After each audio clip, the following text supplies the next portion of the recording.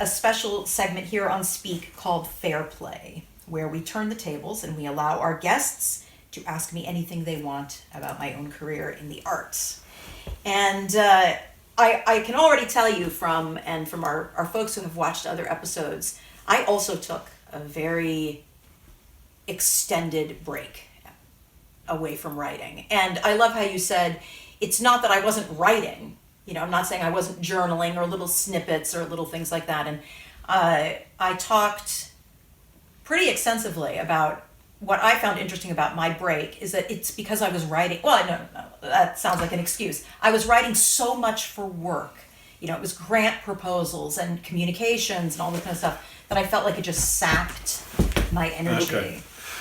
But I found that very interesting that you had also taken a break. I know, it's not my time to interview you No, because more, that's but... actually exactly what my question was going to be about. Oh, okay. I figured a lot of people would perhaps be asking about, when you were a best-selling author in your teens, yeah. now that you're writing again, yeah. they'd be asking you these questions. I said, let's talk about not writing. Yeah. So I thought, I'm going to ask Jennifer about not writing, because I went through a period of not writing myself. And I'll say, like we said, there's aspects about, like, maybe I'll scribble an idea or getting something like that. And I think we can both agree that there is, if you're really going to be doing it as a career, it's not just like, oh, I'm typing up a chapter. Oh, I just wrote a short story. Yeah. It has to be, first I have to make the decision, am I going to be publishing this? Right. Where am I going to publish this? Mm-hmm. How am I going to promote this? And then how do I do it again? When? Where? Mm-hmm. There's all of these questions that have to go in to, who can I get to read it? Yes. To maybe give me some pointers. Those are all, I think, decisions that a professional writer has to make. Mm-hmm.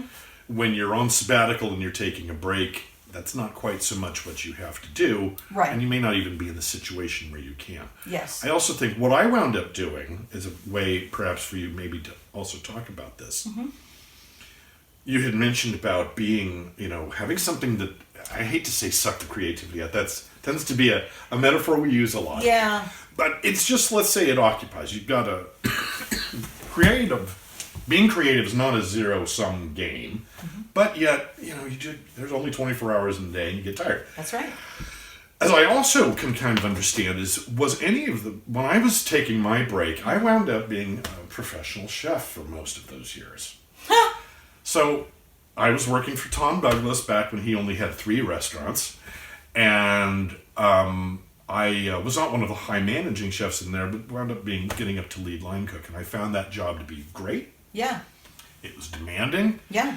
It was very creative, because that was one of the great things about Tom, was that he would allow people to do, within some good boundaries, but he liked the creativity of his staff. And so I found at the end of the day, literally, coming home, there was nothing left. Yeah. So maybe to speak to other writers or people who were in a break, I also know that there was a case where you were, you had 2 children and they were homeschooled. Right. Being a teacher, yes, is a tremendously draining creative, because it is a creative. It is. It's a hugely creative Especially job. if you care about education. It's not just, okay, we need to get from lesson A to lesson Z. You actually want your kids to, or your students, if you're in a classroom, you want to impart this love of the material. And so I think that requires more than just, okay, we're going to crack open and we're going to read chapter 2. And then we're going to take a test at the end. Right, exactly. Yeah, and I would not do it like that. I would not. Passion teachers that I know of are extremely creative people, but they pour everything into that. Yes. So I'm kind of curious as to either that or during your time when you weren't writing, what did that feel? How did that work? How did you keep perhaps your spark alive? And maybe what kind of brought you out of it? Okay, I think that's incredibly fair. And also, can we jump back for just a minute to something that you just said about, you're right. I think when most people think, oh, hey, I know Jennifer, and, I can ask her something about, at the very beginning of her career. And I'm like, you guys, at the beginning of my career, I was 10 years old. And as a publisher today, not as a 10-year-old certainly, but as a publisher today, I know very well why the level of fame that happened to me between 10 and 17 occurred.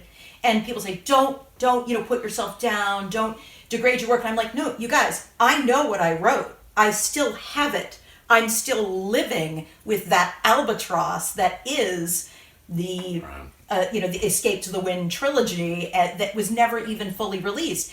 It blew up in my face. And as an adult, to now be faced with that, fans, editors, reviewers saying, when are you going to release the final book? When are you going to, because the books, for a number of reasons, because they were published by a corporate press and then I wanted free from that corporate press, fought them in court, got my rights back, and then under, I think, excellent legal advice, let those books go out of print and die.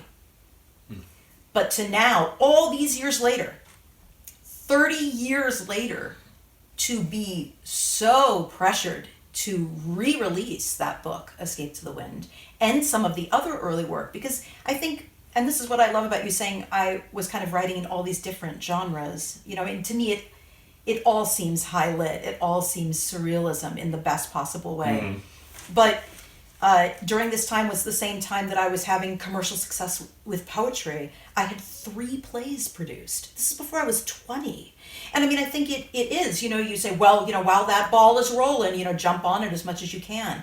The Bumbershoot Poetry Award that I won for a collection of poems that now, even the title of those poems is incredibly inappropriate. They were called the Holocaust poems. Well, there is only one Holocaust. And as an adult, I now know that.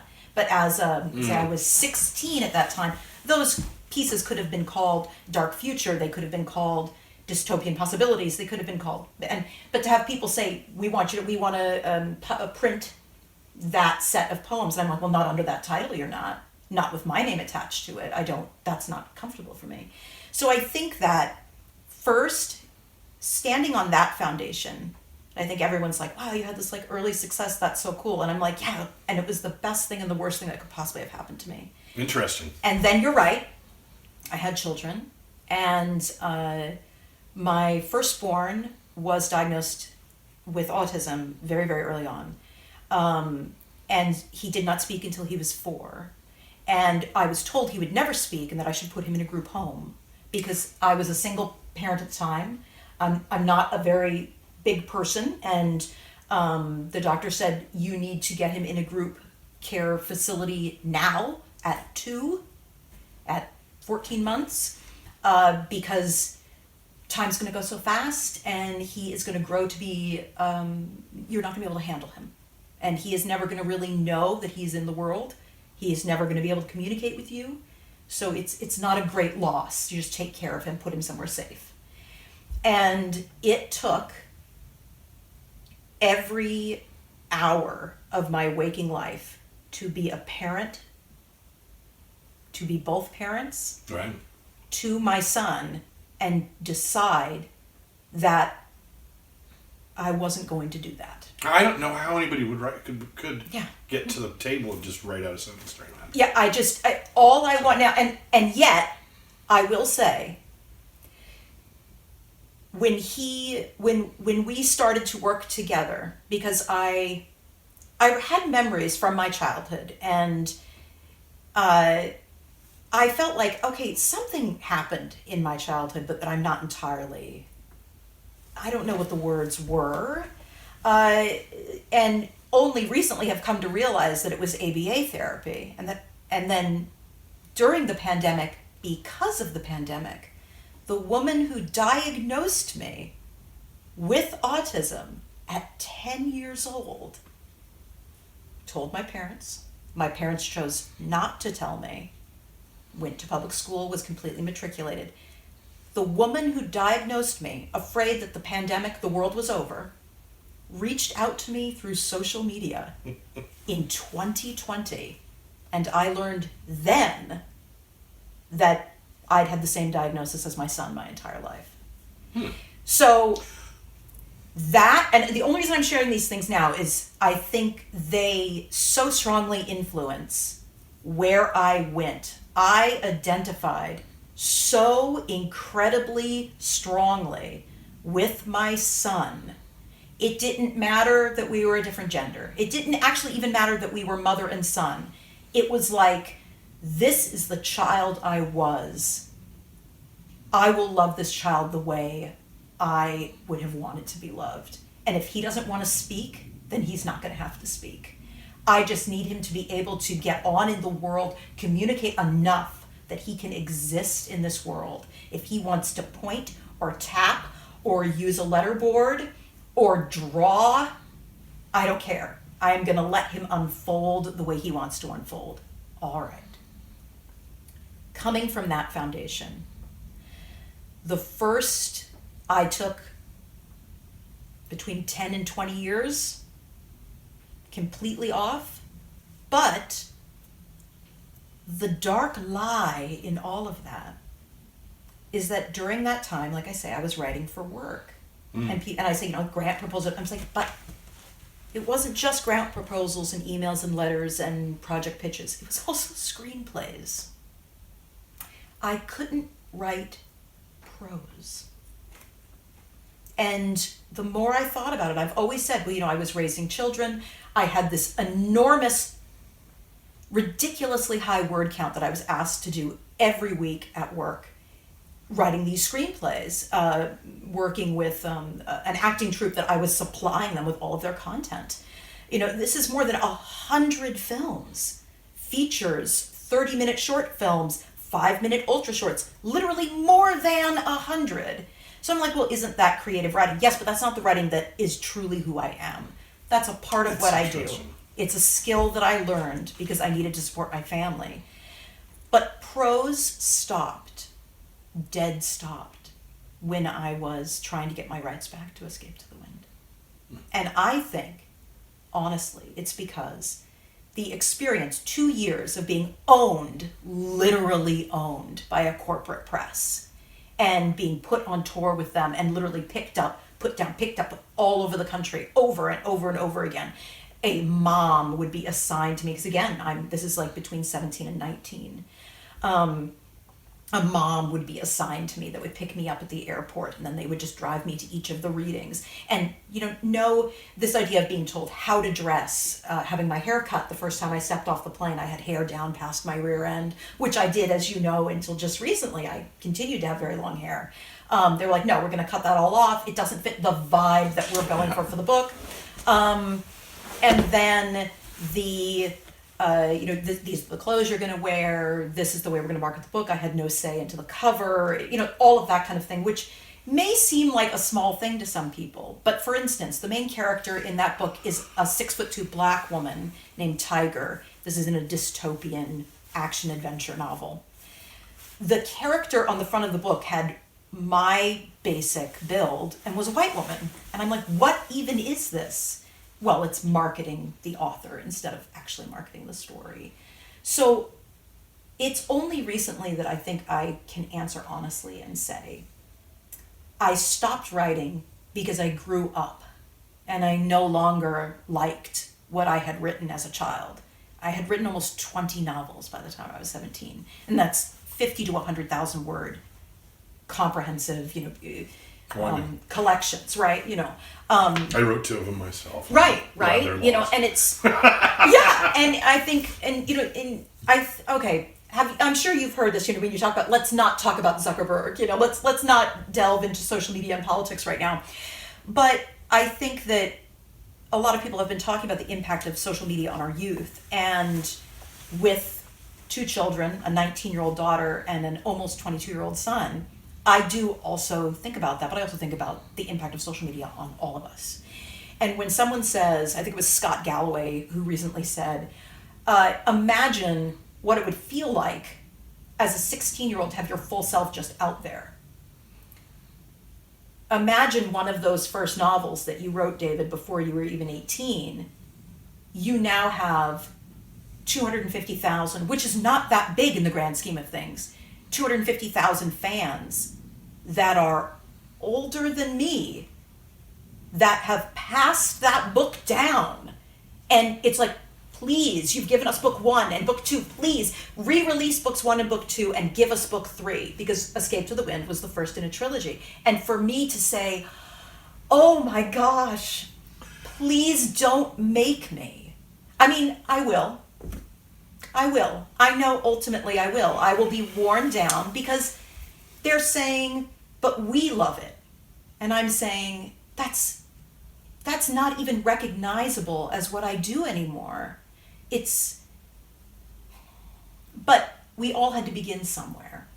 And so I think the compromise that I'm eventually going to come to is writing like an introduction, obviously written now in current time, and to talk honestly about it and to say, this was a 200,000 word single tome that was divided into 3 by the original publisher, written for a girlfriend when she went away for 2 weeks. I mean, this is the most obsessive, compulsive, focused action adventure dystopian that a 16-year-old could write. But whether or not it still needs to be out in the world, I think is up for debate.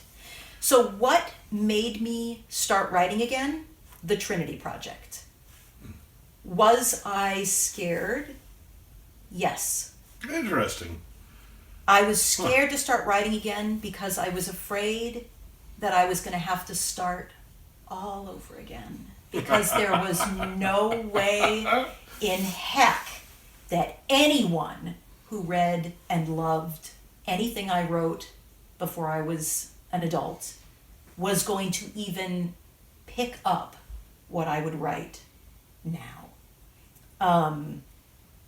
Those 2 years of feeling like a commodity, I think so incredibly changed me. It changed me more than anything the murder of my father before I was 5, being a survivor of abduction and rape, having a kiddo with severe special needs and being told to institutionalize him. Even in 2020, learning of this diagnosis that was kept from me, and I was just left in the world to kind of navigate why I seemed strangely different. And to be in ABA therapy and be taught, okay, work hard to what I now know is act neurotypical and you will be rewarded. And that idea of, well, I can't have dinner yet, I'm not done with what I have to do today.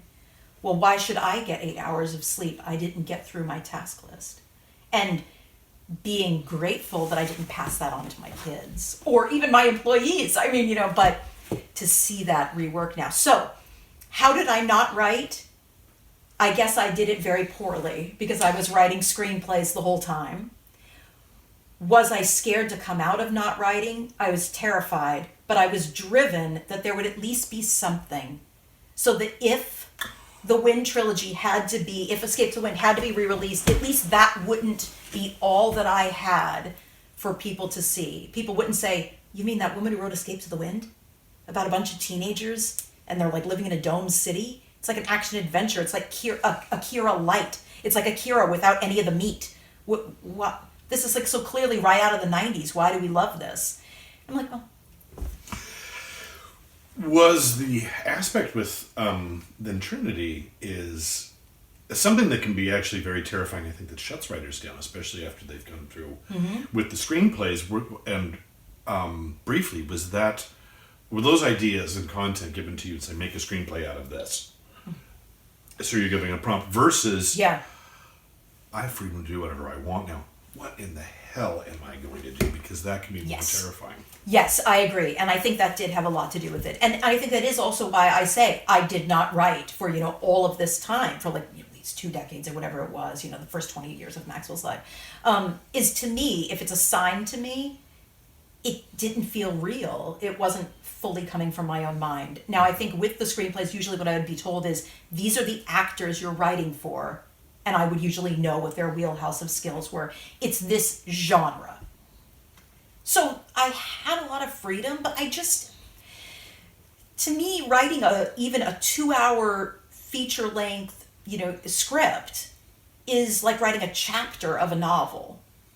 And again, maybe I'll catch a lot of flack for saying that, but I find it much easier because we're working with imagery and a story that just because of the medium has to be painted in broader strokes than how a novel is painted. You know, like when we say, oh, the movie just wasn't as good as the book. Well, you know, if the book is 6,000 pages of rich, lyrical, robust language and emotion and sensory input, then it is. No, you're not going to get that in a 2-hour, 90-minute film.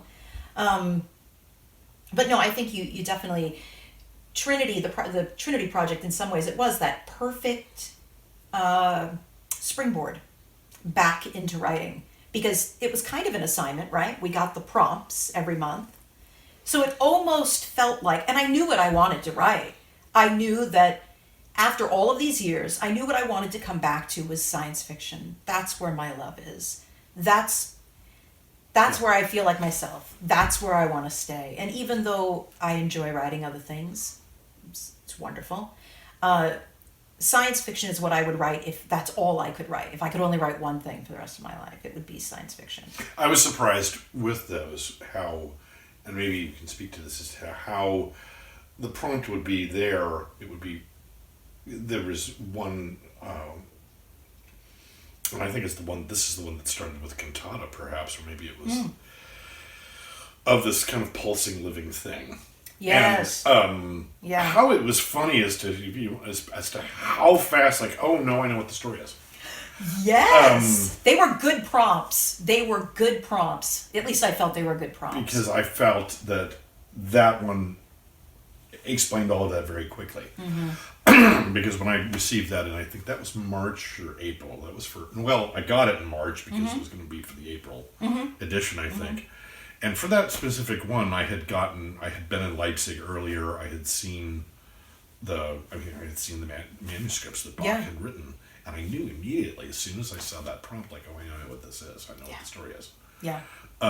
Did you find that to be a helpful thing when you were kind of reintroducing yourself back to writing? Is that? Yes, absolutely. I never wrote with prompts for whatever reason. I went to, I think you know this. I went to an alternative school of the arts, and I was there 7th grade through 12th grade, and many a creative writing. I took a creative writing course every year because it was offered to all ages. You know, it was at each age you'd have a teacher, and the classes were incredibly small. You got a lot of incredibly valuable and one-on-one work with the teacher.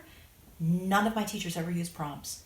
The Trinity Project was literally my first time ever writing from prompts. Interesting. I know there's tons of books on writing out there that can give you prompts, but actually, no, that's not true. I will say I had written to a prompt once before in my life, Rebecca Brown. I took a Seattle University course that Rebecca Brown taught, and it was a gift. I think it was my grandmother had paid for the course for me. And she said, I think she's a children's book writer because her books are The Haunted House and The Terrible Girls. And she, at the time, she was a fascinating professor, I will say. She was very animated, very physical. She had this incredible physicality to her. Her prompt was the first day she walked in with, I believe, a cantaloupe. And without saying anything, the lights were dim, classroom was packed. She plopped down this cantaloupe, took out a little pocket knife, carved into it, and just started just eating it. And she's like, now, write. For anyone who doesn't know, Rebecca Brown is not a children's book writer. No. She is a lesbian feminist writer who... her work deals with a lot of the large life milestones that I think Ada sometimes tackles. Ada have both a profound love of Moby Dick. There we go. But so I guess that was kind of a prompt. But with the Trinity Project, the minute I would have the prompt at the top of the page, and I would read it through silently in my head, and then just boom, write. And I think that it was a wonderful excuse. There was no pressure. I knew they were going to be published, so it wasn't like I would have to submit it anywhere. Right. So that was gone, I will say. But I do see it as this springboard. For me, it was I guess, what kind of diver are you going to be?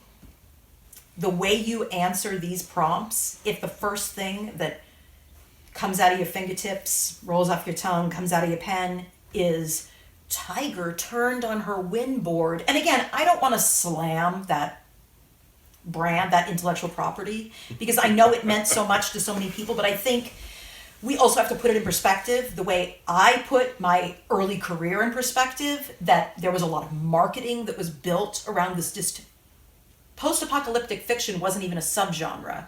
Dystopian wasn't even a word people were using in terms of a subgenre or niche of science fiction.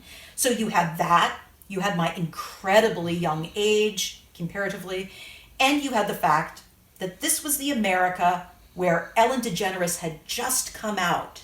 Melissa Etheridge was not And quite the publishing out industry yet. was very different then, too. Yes, there was one other book on the shelves that had an actually named lesbian character, and there were lesbian and gay characters in Escape to the Wind, and it was not published by a lesbian or gay press. It was published by a corporate New York press. But again, it was that, let's jump on this bandwagon. Gayness is popular right now, and I had lesbian parents. Again, I am not putting down my writing. I'm just saying there was a perfect culmination of marketable talking points. Yes. And there you go. This is a fair play, everyone, where we are brutally honest and just dissect everything. Well, I'd like to maybe just suggest finishes that you should bring it back, but just rewrite it in the form of Walt Whitman worked on Leaves of Grass all his life. It wasn't the same book. Oh my gosh! At the end, as it was when he first wrote that little thin pamphlet, and it turned out, this is your leaf. Maybe this could be your Leaves of Grass if you just let yourself go and say, I'm just going to tear this apart. Oh my gosh, David, over my dead body. But I love that, and boy, you really got me where you can get me, because I love Whitman. Yes. Well, David, thank you so much. If anyone would like to listen to the wonderful interview, the Speak interview that David and I did, please find that on our channel. This has been another episode of Fair Play. You can find episodes of Speak and Fair Play also on our channel, and you can find all of David's work, which all of it is excellent, and the anthologies at blueforgepress.com or on Amazon, or walk into your favorite independent bookstore and say, please special order this book for me, because with 600,000 books published every year in America, there is no bookstore, even Amazon, that has everything in a way that you can find it.